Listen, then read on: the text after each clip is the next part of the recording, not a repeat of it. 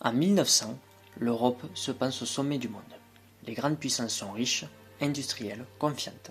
Et pourtant, en moins de 15 ans, ce monde va s'effondrer. Aujourd'hui, on commence une série CPME en duo pour comprendre le XXe siècle. Et on commence là où tout bascule, sans que personne ne le voie venir. À cette époque, l'Europe domine la planète. Elle contrôle les mers, les colonies, les richesses. L'industrie explose, les villes grandissent, c'est la belle époque.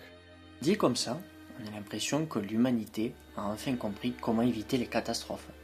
Le progrès, la science, la raison, tout semble sous contrôle. Spoiler alerte, non.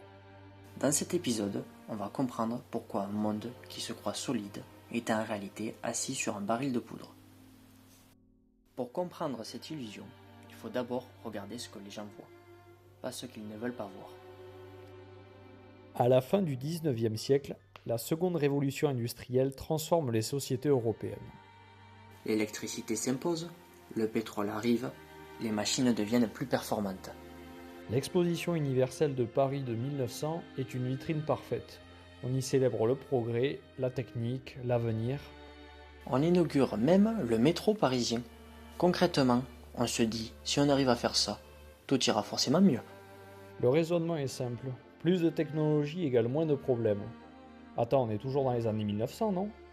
Oui, mais tu vois bien que malgré tout, à cette époque, les transports se développent, les échanges explosent, et pour une partie de la population, le niveau de vie s'améliore.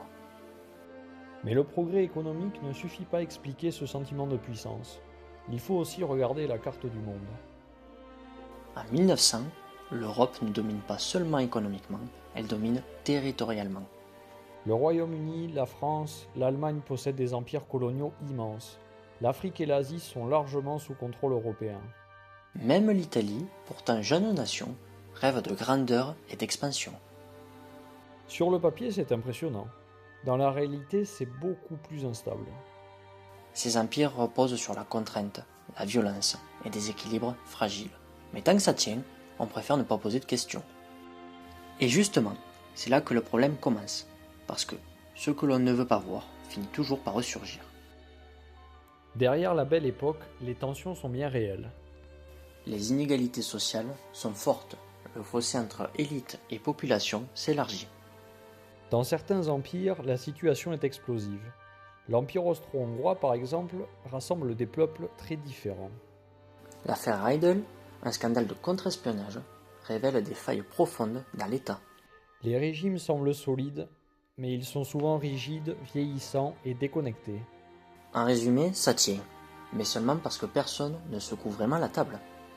Et pendant que les tensions internes grandissent, les relations entre États deviennent de plus en plus nerveuses. D'un côté, l'Allemagne monte rapidement en puissance, et de l'autre, la France n'a pas digéré la défaite de 1870. Le Royaume-Uni s'inquiète pour sa suprématie maritime, tandis que la Russie est instable et en retard industriellement. Du coup, des alliances se forment pour se protéger, mais elles rendent le système extrêmement rigide. Résultat, le moindre incident peut déclencher une réaction en chaîne incontrôlable. Et pourtant, malgré tous ces signaux, personne ne croit vraiment à une guerre mondiale. Les élites pensent maîtriser la situation. La guerre est perçue comme improbable, ou au pire, courte. Après tout, on est civilisé maintenant, non? Le progrès technique donne une illusion de contrôle. On confond rationalité et invincibilité. En réalité, le monde ne se dirige pas vers la guerre.